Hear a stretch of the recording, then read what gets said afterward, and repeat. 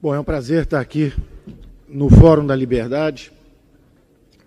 O Instituto de Estudos Empresariais começou isso há 20 anos atrás. Vocês têm essa tradição de luta e enfrentaram aí os problemas no Sul esses últimos 10, 15, 20 anos e conseguiram abrir uma janela de luz nesses debates a respeito de liberdade econômica. Tem grandes empresários. O Gerdau é um campeão da liberdade há anos, defende isso, antes até da empresa ser tão grande e forte como é hoje, ele já era um liberal, e é um exemplo de comportamento, como empreendedor, como líder de comunidade, e para mim é sempre um motivo de satisfação estar aqui, porque eu me sinto em casa realmente do ponto de vista intelectual. A tese que eu vou apresentar para vocês aqui hoje é uma tese. Eu estou bastante confiante a respeito da plausibilidade da hipótese que eu vou apresentar. E nós somos prisioneiros cognitivos, para usar a linguagem do professor Douglas North, que é o prêmio Nobel, que nós tivemos o prazer também de assistir aqui ontem. Nós somos prisioneiros cognitivos, nós estamos prisioneiros do nosso próprio espaço mental, dessa própria construção que criamos no Brasil, e cuja tradução principal, eu, como eleitor, não tenho um candidato em quem votar 2, 3, 4 eleições, porque eu posso escolher entre o social reformista Ciro Gomes, entre o social populista Antony Garotinho, entre o social sindicalista Lula, o social democrata programático Serra ou Fernando Henrique e assim por diante. Então, o Brasil é prisioneiro da armadilha cognitiva social-democrata.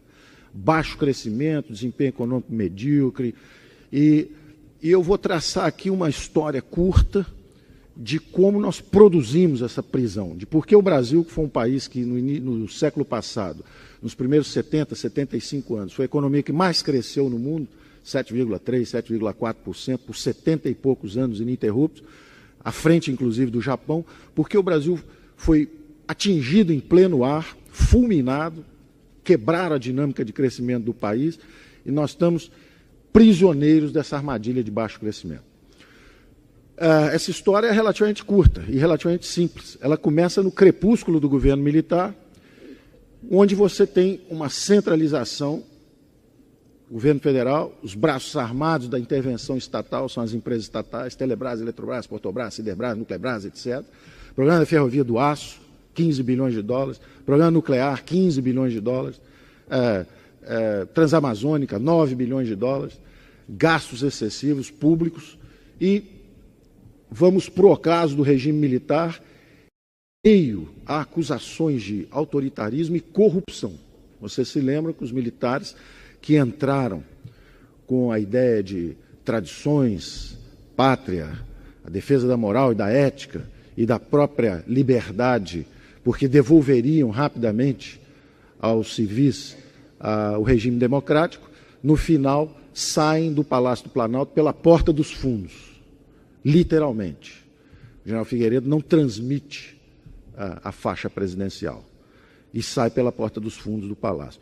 Por quê?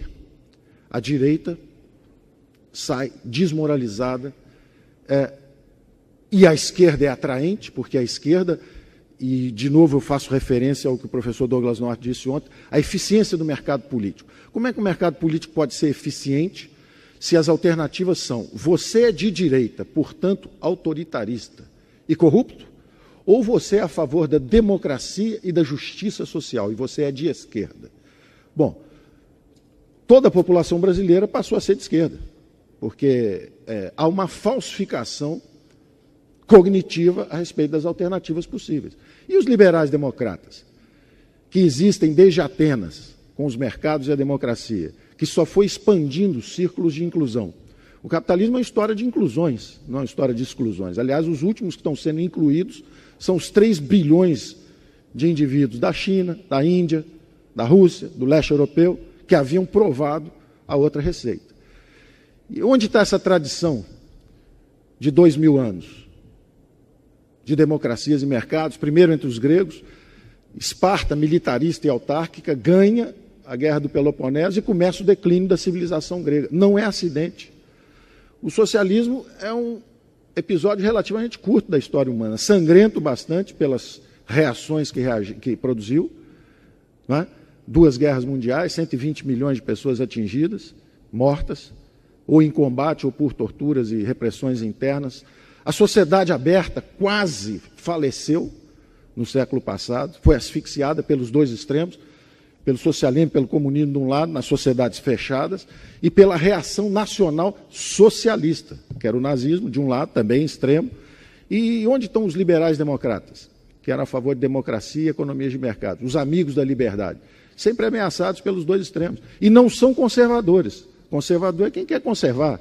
Os liberais nunca quiseram conservar. Assistimos ontem também a conversa sobre a grande sociedade de livre acesso, né? Que é o que a democracia e os mercados têm feito.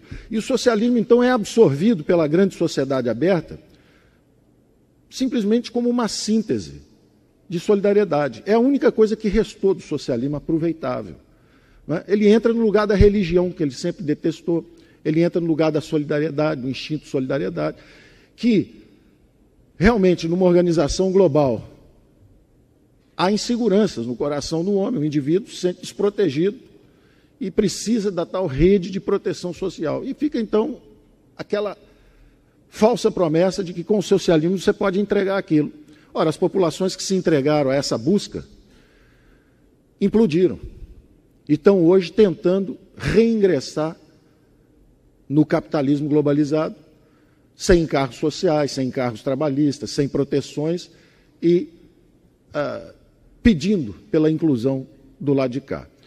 O Brasil, sociedade politicamente fechada, início dos anos 80, tateando no escuro, procurando uma direção. Se você é um democrata, está a favor do restabelecimento do regime democrático e é a favor da justiça social, junte-se a nós.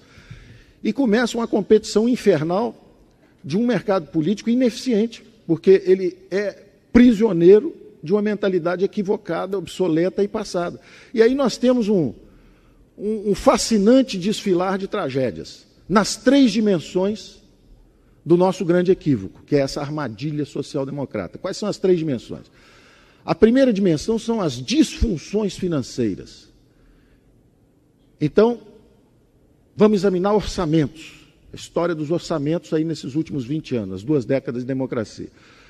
A primeira grande onda intervencionista vem com os militares, que levam os gastos públicos para 22%, 23%, 24% do PIB. E, como vimos, investindo em capital físico, instalações industriais, máquinas e equipamentos. O capital humano jogado para o lado. Educação, saúde, habitação, segurança, justiça, esse troço para o lado. E o que a gente tem realmente são grandes empresas estatais e grandes projetos federais.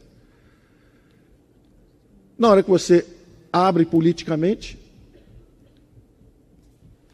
a pressão social é colossal pelo resgate da dívida social, né? As desigualdades de oportunidades.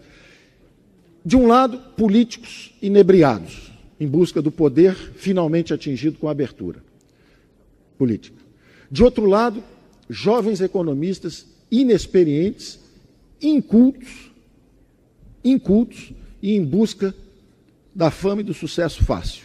Oferecem soluções rápidas, sem reforma do Estado, sem explicitar esse conflito de reforma do Estado que seria necessário e que nós não fizemos até hoje. Vende-se uma receita fácil. É só congelar preços, usar uma âncora cambial, fazer uma tablita de conversão, está feito o plano cruzado.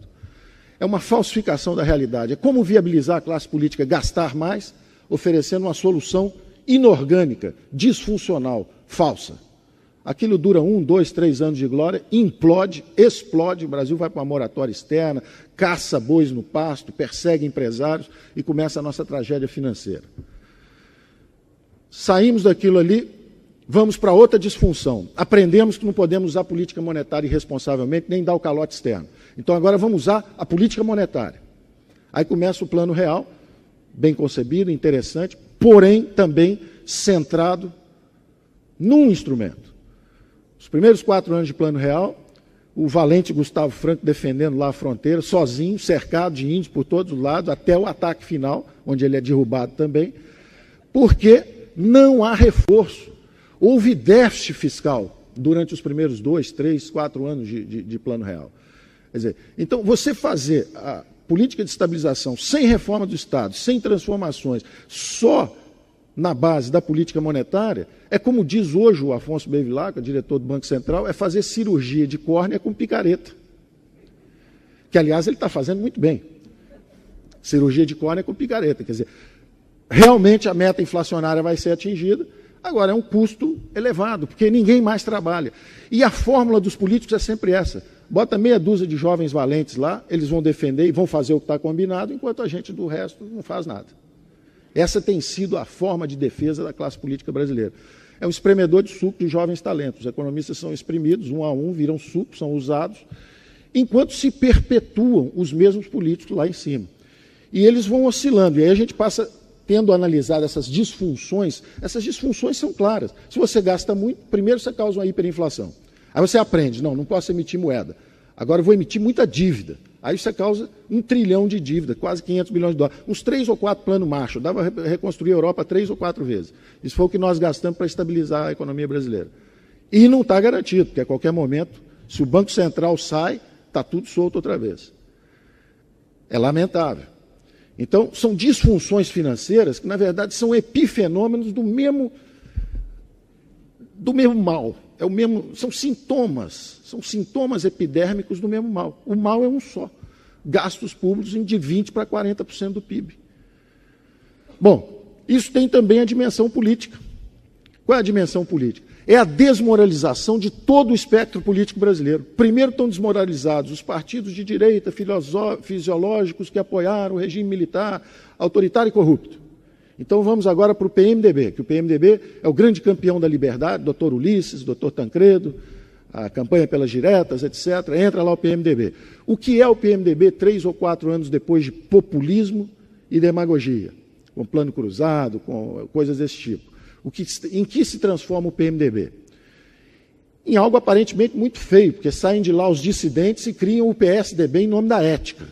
Então, em vez do doutor Ulisses e do Tancredo, aparentemente estariam lá o Newton Cardoso, o Orestes Quercia, etc., e aquilo teria virado um partido de esquerda populista e fisiológico. Então, vamos criar um doutrinário programático, é o PSDB. Bom, 2 mandatos após, o mesmo crescimento econômico medíocre, de 2,3%, que, aliás, é a média do crescimento econômico dos últimos 25 anos. Está todo mundo aborrecido, porque o ano passado cresceu 2,5%, eu não entendo o aborrecimento. Há 25 anos que cresce 2,5%. Por que tanta dor? Né? Já era para ter se habituado. É comovente a regularidade desse desempenho medíocre. Deve haver algo sistemicamente errado. Não é? Bom, o PSDB é acusado e perde a eleição em nome da ética, em nome da falta de transparência, por causa das privatizações no limite da irresponsabilidade, não é? Por causa da compra de votos para a reeleição, perdem a eleição e entra a esquerda transparente e ética. E aí nós estamos assistindo todo dia na televisão. É um negócio, é um espetáculo de ética e de transparência absolutamente exemplar. Um exemplo para as novas gerações, para as futuras gerações, está sendo acompanhado no mundo inteiro como o símbolo da nossa transparência e ética, principalmente da esquerda do PT. Ou seja, a desmoralização atingiu todo o espectro. Será que há algo sistêmico? Se uma infecção chamada corrupção atinge todo o espectro político, será que é algo genético? Hipótese 1. Seríamos os brasileiros geneticamente corruptos? Hipótese 2. Será que é sistêmico? Que o sistema político foi também transformado numa feroz disputa por recursos? Se 40% do PIB são repartidos pela grande agência central, o governo comanda hoje 40% do PIB, será que isso não deforma, isso não corrompe a estrutura política? Vale tudo, qualquer acordo, desde que se coloque a mão em 40% do PIB? E que tipo de exemplos isso transmite para a sociedade? Opção 1, se você é jovem, estude bastante, 3, 4 anos no curso superior, depois faça uma pós-graduação, depois trabalhe mais 5, 10 anos, quem sabe um dia você será alguém nesse mercado globalizado com 50 milhões de desempregados. Opção 2, passe um verde e amarelo na cara, jogue meia dúzia de pedras em nome do impeachment, seja eleito prefeito de Nova Iguaçu, o Lindbergh, lá no Rio de Janeiro. Não termine sequer seu curso de Direito e será um jovem simpático, rico brevemente, porque a profissão é rentável, e um exemplo para a juventude do mundo inteiro. Esses exemplos estão se transformando, estão sendo dados em todos os setores. Esse é o da política. No campo, opção 1. Trabalhe bastante, se é um jovem simples e humilde, faça um curso técnico, vá estudar alguma coisa de agronegócio, e quem sabe um dia você será alguém. Opção 2. Receba uma camiseta do MST, um caminhão-pipa, participe de uma passeata, jogue 3 pedras no laboratório da Aracruz e será alguém. Você vai ter dinheiro garantido, esses 40% do PIB estão sendo aplicados no Brasil inteiro, já há universidade rural, ensinando luta de classes, etc. Esses exemplos estão se reproduzindo.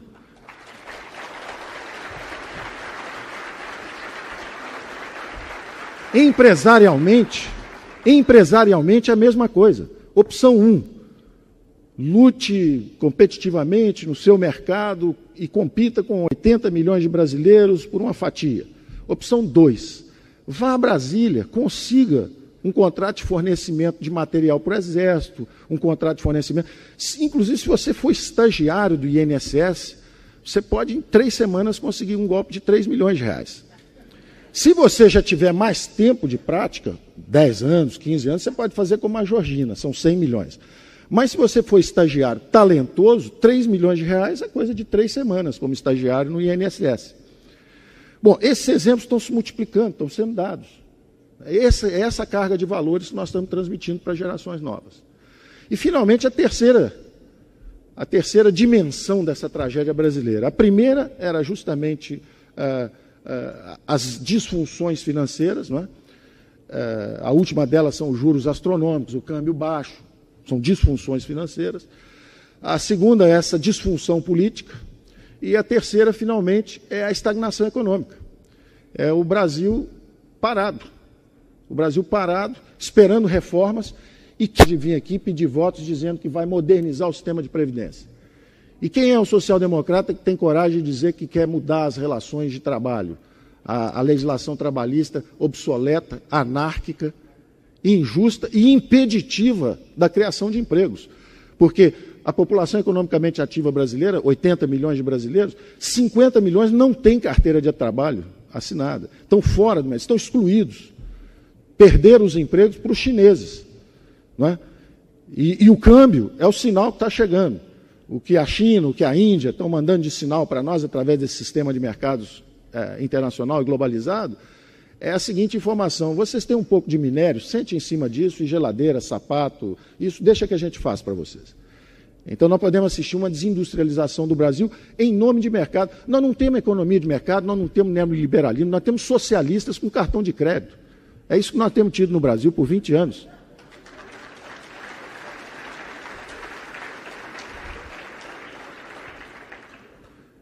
E hoje, o desafio da estagnação econômica é o seguinte: você tem uma bola de ferro na perna direita, que é excesso de impostos, a bola de ferro na esquerda, juros elevados. As mãos amarradas são os encargos sociais e trabalhistas. E alguém diz assim: agora corre que o chinês vai te pegar. É isso que nós estamos vivendo.